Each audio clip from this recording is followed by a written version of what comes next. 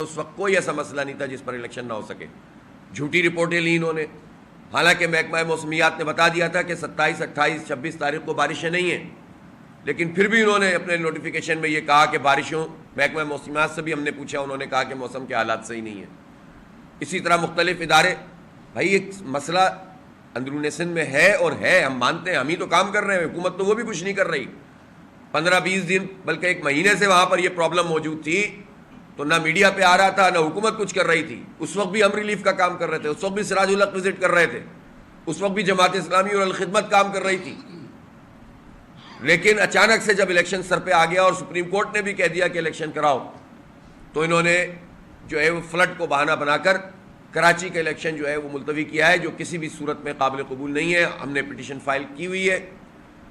عدالت عالیہ میں ایک مرتبہ پھر، اور ان کو نوٹسز بھی جاری ہو گئے، چیف الیکشن کمشنر کو خط بھی لکھا ہے. اور اب ہم نے